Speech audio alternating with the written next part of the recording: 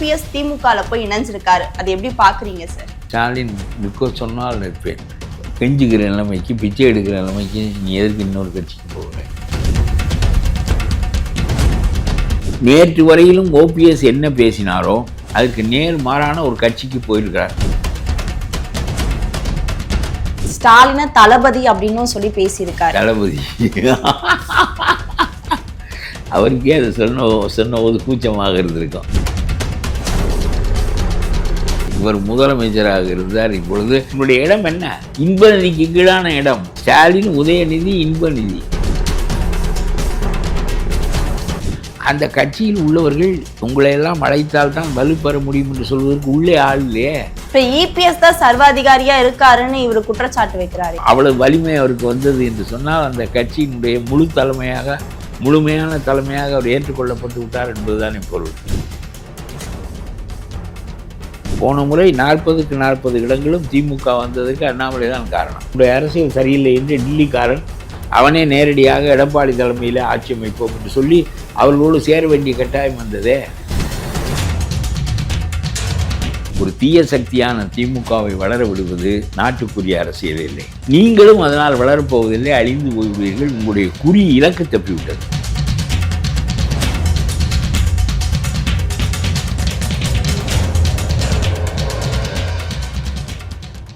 Cloud7 voice நேயர்களுக்கு வணக்கம். இன்றைய நேர்காணலில் நம்மோடு இணைந்திருக்கிறார் தமிழ்நாடு தன்னுரிமை கழக தலைவர் பழ கருப்பையா அவர்கள்.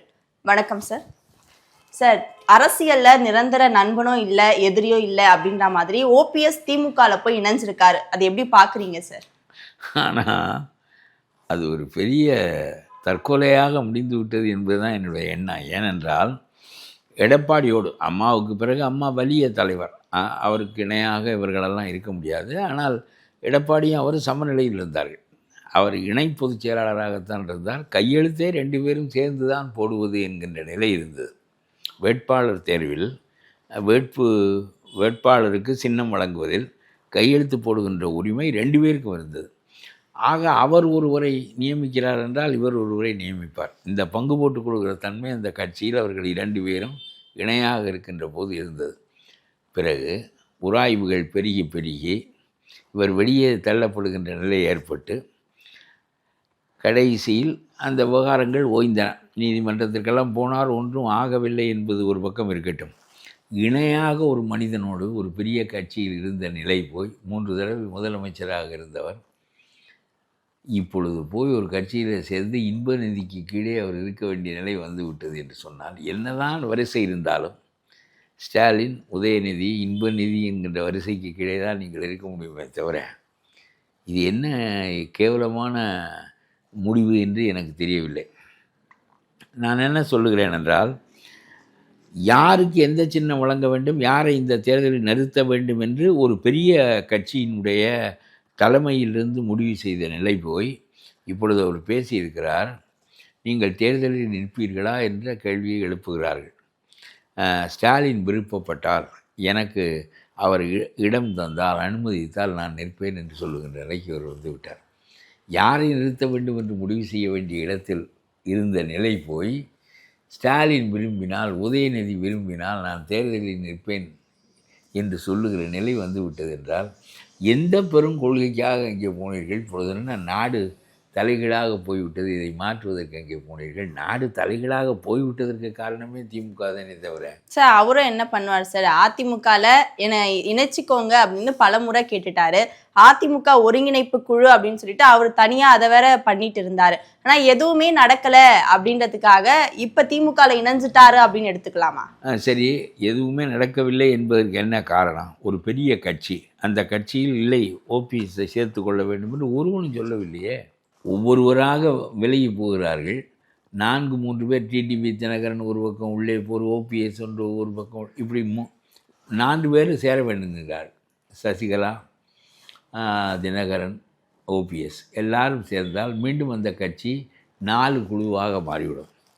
இப்பொழுது ஒரு தலைமையின் கீழ் ஒரு கட்சியாக நடைபெறுவது போய் 4 தலைமையின் கீழ் 4 கட்சியாக நடைபெறும்.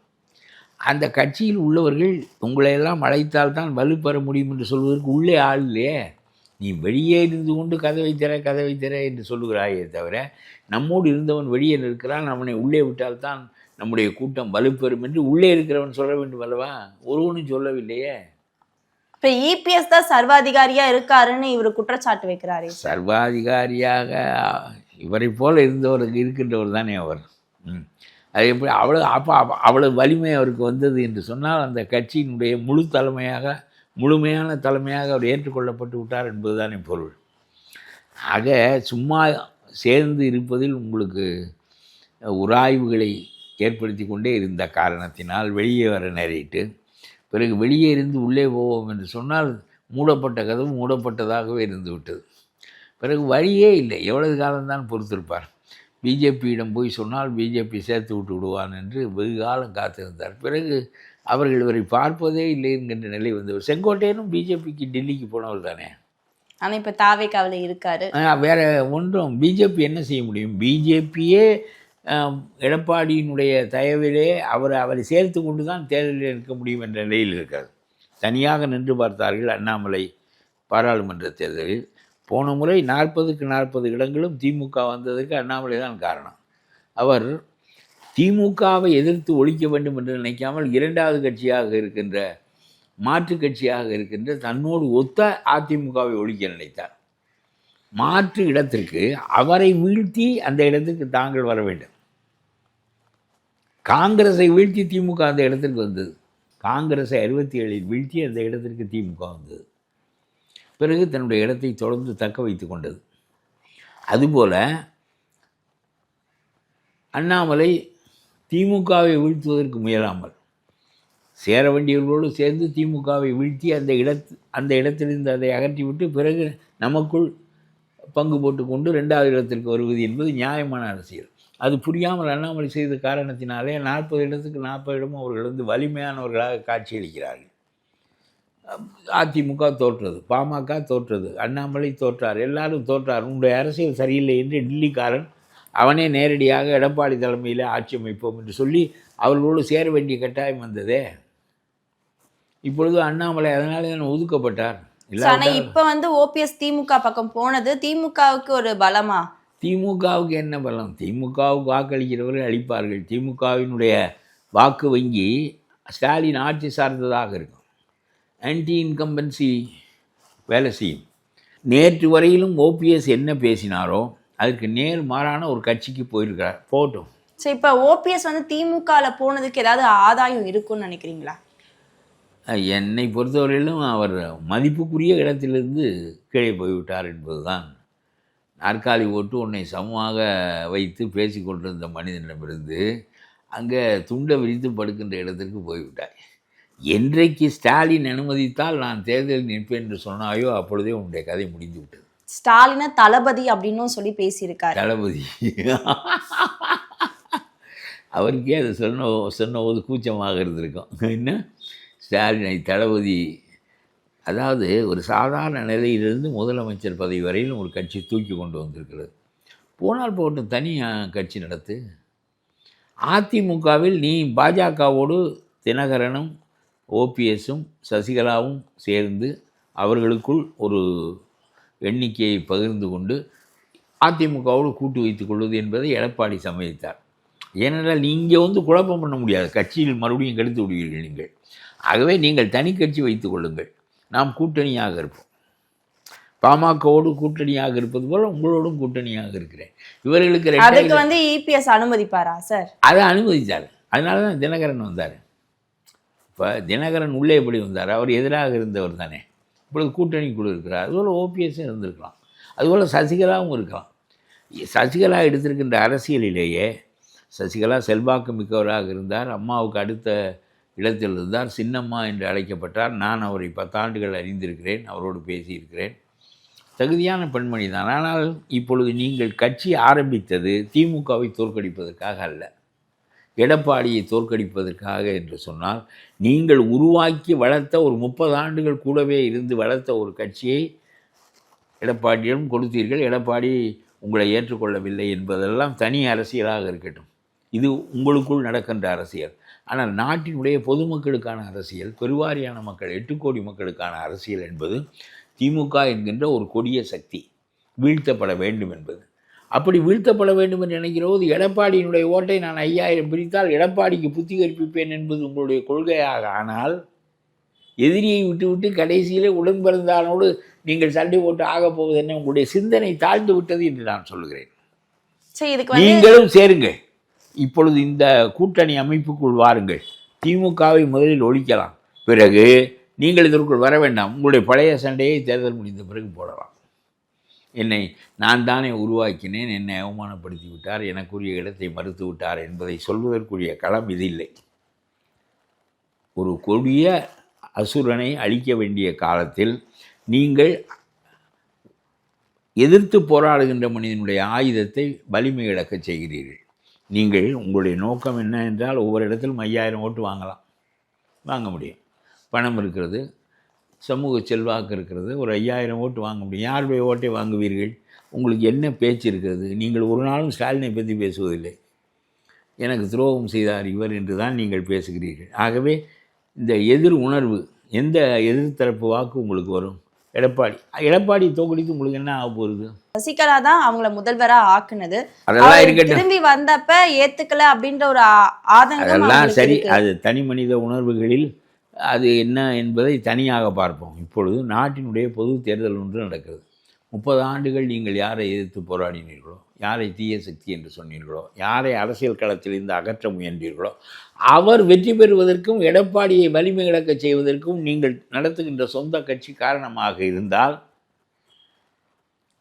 சரி, எடப்பாடியை தீர்த்து விட்டு எனக்கு நான் உகந்தவாறு நடந்து கொள்ளவில்லை, நான் விரும்புகின்ற வண்ணம் நடந்து கொள்ளவில்லை என்பதற்காக எதிரியை வலிமைப்படுத்துவதா என்று கேட்கிறேன்.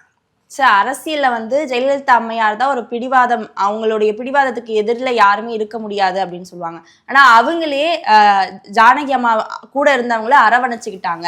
ஆனா ஏன் இபிஎஸ் அந்த மாதிரி பண்ணல? இப்ப அரசியல்ல அரவணைச்சு போகணும் அப்படின்றத இபிஎஸ் ஏன் பண்ணல அப்படின்ற ஒரு குற்றச்சாட்டு தொடர்ந்து அவங்க மேல வைக்கிறாங்கல்ல. தேர்தலில் ஜெயலலிதாவோடு மோதித்தான் நின்றார்கள் ஜானகி அம்மையார். வெற்றி பெற முடியவில்லை சார், நாம் ஏற்றுக்கொள்ளப்படவில்லை. அதிலே ஜெயலலிதாவையும் தோற்கடித்து விட்டார்கள். இவர்கள் ஒன்றாக இருந்திருந்தால் இவர்கள் தான் வந்திருப்பார்கள். திமுக 89 ஆட்சிக்கு வர நேரிட்டதற்கு காரணமே அதிமுக பிளவுற்றது தான். அப்படி பிளவுற்ற போது ஜானகி அம்மையார் தனி தேர்தலில் இரட்டைப்புறாவிலே நின்று பார்த்தார்கள். ஆர் எம் வீரப்பன் அதற்கு மூளையாக இருந்தார். கடைசியிலே வெல்ல முடியவில்லை, படுமோசமாக தோற்றார்கள். என்ற பிறகு நாம் இந்த அரசியலில் எதிர்நீச்சல் போடுகின்ற முனைப்பு மனப்பான்மை விஎன் ஜானகிக்கு கிடையாது. நான் சொல்வது தெரியாதா? அதனால் போகட்டும், அது என்ன நம்ம கட்சி தானே, நம்ம வீட்டுக்காரர் வைத்திருந்த கட்சி, இரட்டை இலையை அவர்கள் வைத்துக் கொள்ளட்டும். யாரோ ஒரு திமுக இருப்பதை விட ஜெயலலிதா இருப்பது நல்லது தானே என்று ஏற்றுக்கொள்ளுகின்ற தன்மை அவருக்கு இருந்தது. இப்போ உங்களுக்கு இல்லையே. ஸ்டாலின் இருப்பதை விட எடப்பாடி இருப்பது நல்லது தானே என்று நீங்கள் நினைக்கவில்லையே. நான் சொல்வது புரிகிறதா? சின்னம்மாவாக இருக்கட்டும் அல்லது ஓபிஎஸ்ஸாக இருக்கட்டும், விஎன் ஜானகி எப்படி நினைத்தார்கள் என்றால், கடைசியில் நம்மால் முடியவில்லை, நாம் இருந்தால் நாம் தான் அந்த இடத்தில் இருக்க வேண்டும், நம்மை மக்கள் ஏற்றுக்கொள்ளவில்லை என்கின்ற நிலையில் ஜெயலலிதாவை தோற்கடிக்காமல் விடமாட்டேன் என்று மல்லு கட்டாமல் ஜெயலலிதாவிடம் சின்னத்தை கொடுத்தார்கள், கட்சி அலுவலகத்தை கொடுத்தார்கள், எல்லாவற்றையும் கொடுத்துவிட்டு நீயே நடத்து என்று போனார்கள். ஏனென்றால் என்றைக்கும் எதிரி திமுக. ஆனால் அவங்களையும் ஜெயலலிதா அரவணைச்சாங்க அப்படின்றதையும் என்ன அரவணைத்தார்? அவர்கள் எல்லாவற்றையும் சின்னத்தை கொடுக்கிறார்கள், கட்சி அலுவலகத்தை கொடுக்கிறார்கள், கட்சிக்குள்ள எல்லாவற்றையும் கொடுக்கிறார்கள். எம்ஜிஆருடைய கட்சிக்கு வழி தோன்றலாக நீயே இரு என்று சொன்னால் இதில் ஜெயலலிதாவுக்கு நன்மையா தீமையா? இதை அரவணைத்து போனவர் விஎன் ஜானகி. அவர்தான் அதில் முனைப்பு காட்டாமல், என்னுடைய தோல்வியை நான் ஒப்புக்கொள்கிறேன், இந்த கட்சியை நீயே நடத்து, எதிரியை எதிர்ப்பதற்கு நீ முனைப்பாக இரு என்று சொல்லி பெருந்தன்மையாக போனது விஎன் ஜானகியை தவிர, இதில் பெற்றுக்கொள்ளுகிறவருக்கு பெருந்தன்மை. நீ எனக்கு கொண்டு போய் கொடுக்குறாய் என்றால் நீ பெருந்தன்மையா, நான் பெருந்தன்மையா? பெறுகிற நான் பெருந்தன்மையானவனா, கொடுக்கின்ற நீ பெருந்தன்மையானவளா? விஎன் ஜானகி கொடுத்தார்கள், அவர்கள் தான் பெருந்தன்மையோடு நடந்து கொண்டார்கள். ஜெயலலிதா அதை வாங்கி கொண்டார்கள், அந்த கட்சி வலுவுற்றது. அது சரி. அதுபோல் நீங்கள் என்னதான் இருந்தாலும் பிஜேபி அணியிலேயே இருந்து கொண்டு திமுகவை எதிர்க்கின்ற வேலையை பார்க்காமல், எடப்பாடியோடு பேச வேண்டாம், சாப்பிட வேண்டாம், கை நினைக்க வேண்டாம், கட்டி தழுவி கொள்ள வேண்டாம், அந்த அணியிலே இருங்கள். அவர் தான் ஒப்புக்கொண்டாரே. பிஜேபி உங்களை சேர்த்து வைத்துக் கொள்வதற்கு தயாராக இருந்ததே. வாங்குகின்ற இடத்தில் ஒரு 4 இடம் உனக்கு கொடுப்பார்கள், 10 இடம், ஒரு 7 இடம் 8 இடம் தினகரனுக்கு கொடுப்பார்கள். எல்லாருடைய முனைப்பும் திமுகவை நோக்கியதாக இருக்கும். சரியா? இப்பொழுது உங்களுக்கு எடப்பாடியை நோக்கியதாக இருக்கிறது. ஓபிஎஸ் அந்த பக்கமே போய் எடப்பாடியை ஒழிப்பதையே வாழ்க்கை தொழிலாக கொண்டு விட்டார். நீங்கள் தனி கட்சி வைத்து எடப்பாடியினுடைய வாக்கை பிரித்து எடப்பாடியை பலவீனப்படுத்த நினைக்கிறீர்கள். இது உங்களுக்கு உகந்த அரசியலும் இல்லை, நாட்டுக்கு உகந்த அரசியலும் இல்லை. ஒரு தீய சக்தியான திமுகவை வளர விடுவது நாட்டுக்குரிய அரசியல் இல்லை. நீங்களும் அதனால் வளரப்போவதில்லை, அழிந்து போய்விடுவீர்கள். உங்களுடைய குறி இலக்கு தப்பிவிட்டது. முதலில் வெளியே வைத்தீர்கள் குறியை, இப்பொழுது வீட்டுக்குள்ளே வைக்கிறீர்கள். அதனாலே இந்த அரசியல் சரியான அரசியல் இல்லை. தேர்தலோடு நீங்கள் விரும்புகிறபடி எடப்பாடி அழிவாரா அழிய மாட்டாரா என்பதை மக்கள் சொல்லட்டும். தேர்தலுக்கு பிறகு நீங்கள் எடப்பாடியை கவிழ்க்க முடிந்தாலும் உங்களுடைய மதிப்பு கெட்டு போயிடும். அம்மாவுடைய விசுவாசி ஓ பன்னீர்செல்வம்னு அடையாளப்படுத்தப்பட்டாரு. ஆனா இப்ப அதே மாதிரி சசிகலாவும் எடப்பாடியை நம்பிதான் அவங்களுக்கு பொறுப்பை கொடுத்துட்டு போனாரு, முதல்வர் பதவியை கொடுத்தாங்க. ஆனா திரும்பி வந்தப்ப அது இல்லைன்ற ஒரு ஆதங்கத்தினாலதான் அந்த கட்சியை அவர் ஏற்றுக்கொண்டு விட்டது. நான் என்ன சொல்லுகிறேன் என்றால், நீங்கள் வந்தீர்கள், வந்த உடனே ஒரு கட்சி தொடங்கியிருக்கலாம், உங்களுக்கு ஒரு பெருங்கூட்டம் வந்தது, அப்பொழுதே தொடங்கியிருக்கலாம். அப்பொழுதே அவர் ஏற்றுக்கொள்ளவில்லை என்கின்ற போது தொடங்கியிருக்கலாம். அதெல்லாம் விட்டு விட்டீர்கள். காலம் தவறி போய் இப்பொழுது வேண்டியவனையெல்லாம் கூப்பிட்டு நீ இரு என்று சொல்ல வேண்டிய நிலைமைக்கு வந்து விட்டீர்கள். உங்களால் பெரிதாக ஒரு இம்பேக்டை ஏற்படுத்த முடியாது. நீங்கள் ஒரு தனி கொள்கை ஒன்றும் பேசவில்லை. ஒரே கொள்கையாக எடப்பாடியை ஒழிப்பது மட்டுமே கொள்கையாக இருந்தால் இவர்களும் அழியப் போகிறார்கள். அதே சமயத்தில் என்ன ஒரு தீமையின் கை ஓங்கப் போகிறது. எத்தனை வகையாக எடப்பாடிக்கு ரொம்ப கடினம்தான். இந்த விஜய்க்கும் புரியவில்லை. நாம் வாக்கை பிரிக்கின்றோம், நாமும் அழிவோம், அவரும் அழிவார்கள், நாம் திமுகவுக்கு பி டீமாக செயல்படுகிறோம், அண்ணாமலை பாராளுமன்றத்தில் செய்த வேலையை இந்த தேர்தலில் நாம் செய்கிறோம் என்பது விஜய்க்கு புரியவில்லை. அவர் நான் தான் தமிழ்நாடு தான் நான் என்று அவர் பேசி கொண்டிருக்கிறார். ஒவ்வொரு வீட்டிலும் விஜய் இருக்கிறதா சொல்லுகிறார் என்ன. ஆகவே இந்த அரசியல் ஒரு புரியாத அரசியலாகவும் ஒரு கொள்கையற்ற அரசியலாகவும் வந்துவிட்டது. ஒவ்வொருத்தருக்கும் சொந்த பகை, சொந்த நோக்கங்கள், இவற்றின் காரணமாக தேர்தலில் எடுக்கின்ற முடிவுகள் இவையெல்லாம் எதிரியை அழிப்பதற்கு பதிலாக பங்காளிகளை அளிக்கின்ற காரியமாக அது ஆகிவிட்டது. இப்போ திமுகவில் ஓ பன்னீர்செல்வத்துக்கு ஒரு நல்ல பதவி கொடுப்பாங்களா சார்? என்ன பதவி? இவர் முதலமைச்சராக இருந்தார். இப்பொழுது ஸ்டாலின் விரும்பினால் நான் போட்டியிடுவேன் என்று சொல்லுகிறாயே, இதை சொல்வதற்கு பதிலாக ஸ்டாலின் சீட்டு கொடுத்து நான் நின்று இனிமேல் புதிதாக எம்எல்ஏ ஆகி புதிதாக நான் உன்னுடைய ஆட்சியின் 7வது இடத்தில் இருப்பதற்கு பதிலாக முதலிடத்தில் இருந்தால் நான் முதலிடத்திலேயே இருந்து வீட்டுக்கு போகிறேன் என்று சொல்ல வேண்டியதானே. 3 தடவை முதலமைச்சராக இருந்து விட்டு இனிமேல் இதை விட கூடுதலான பதவி பிரதமர் பதவி தான், அதுக்கு போவாயா? இவர்களெல்லாம் உன்னை மதிப்புகளை செய்தார்கள் என்றால் அங்கே போய் எந்த இடத்துல இருக்கிறாய்? உன்னுடைய இடம் என்ன? இன்பநிதிக்கு கீழான இடம். ஸ்டாலின், உதயநிதி, இன்பநிதி. அப்புறம் ஓபிஎஸ்க்கும் அந்த இடம் கிடைக்குமா என்று சொல்ல முடியாது. சீனியாரிட்டியை பல பேர் கொள்ள. உனக்கு இந்த ஒரு வார்த்தை போதும். ஸ்டாலின் விரும்பினால் நான் தேர்தலில் நிற்பேன். யாரெல்லாம் தேர்தலில் நிற்க வேண்டும் என்ற இடத்தில் இருந்து முடிவு செய்த நீ இப்பொழுது விரும்பினால் நிற்பேன் என்று சொல்லுகிற இடத்திற்கு போய்விட்டாய். இது தற்கொலை இல்லையா என்று கேட்கிறேன் நான். அங்கே போய் என்ன அடையப் போகிறாய்? ஆனால் இதற்கு முன்னாடியும் அதிமுகவில் இருந்து நிறைய பேர் திமுகவில் போய் இணைஞ்சிருக்காங்கல்ல சார்? ஏங்க இது ஒரு பதவிக்காக ஓடுகிறார்கள். இங்கே இருந்து இனிமேல் அதாவது எடப்பாடி சேர்த்து கொள்ள மறுக்கிறார். இவருடைய கட்சியிலிருந்து வெற்றி பெற முடியாது. அவரே திமுகவுக்கு போகிறாரு. அப்புறம் வைத்தியலிங்கம் போக மாட்டாரா? அப்புறம் அந்த இவர் மைத்திரேயன் போக மாட்டாரா? எல்லாரும் போவார்கள் தானே. தலைவனாக இருக்கிற நீயே எந்த கட்சியில் போய் எந்த இடத்தை பிடிப்பது என்று அலைகிறாயே.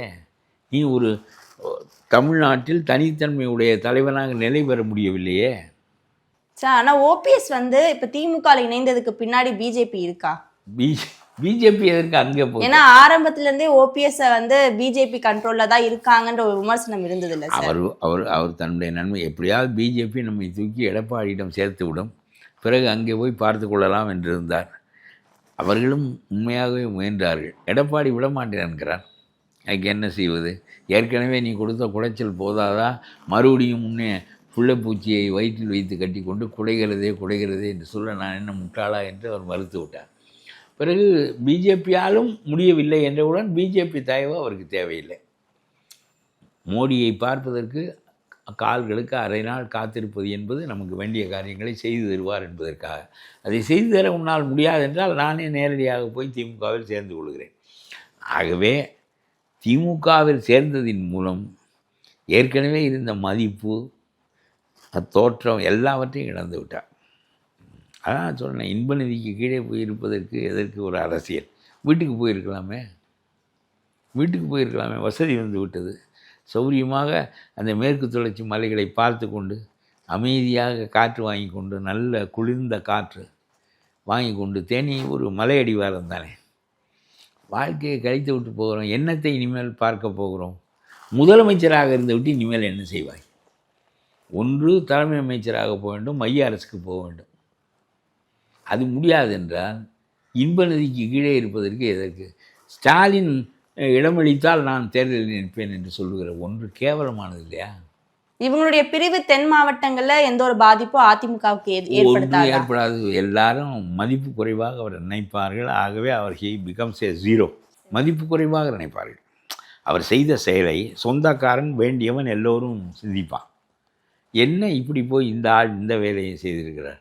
ஒரு மதிப்புக்குரிய இடத்தில் இருந்து விட்டு, ஒரு 3 முறை முதலமைச்சராக இருந்து விட்டு போய் இன்ப நிதிக்கு கீழே இவர் திமுகவில் இடம்பெற்று ஸ்டாலின் நிற்க சொன்னால் நிற்பேன், எனக்கு இடமளித்தால் நிற்பேன் என்று கெஞ்சுகிற நிலைமைக்கு, பிச்சை எடுக்கிற நிலைமைக்கு நீ எதற்கு இன்னொரு கட்சிக்கு போகிறாய்? இனிமேல் புதிதாக நீ அடைவதற்கு என்ன உயரம் இருக்கிறது? அவர் புதிய கட்சியை தொடங்கியிருந்தா இந்த விமர்சனங்களை தவிர்த்திருப்பார். புதிய கட்சியை தொடங்கி போராடு, உனக்குரிய இடத்தை பெறு. அம்மா மாதிரி நான் எடப்பாடியை தோற்கடிப்பது தான் முக்கியம் என்று கருதினால் அது தற்கொலை முயற்சியாக போகும். எடப்பாடியை வெற்றி பெறுவதை தடுக்க கூட முடியும், ஆனால் அது தற்கொலை முயற்சியாக போகும். பல்வேறு தகவல்களை பகிர்ந்து கொண்டதுக்கு நன்றி சார்.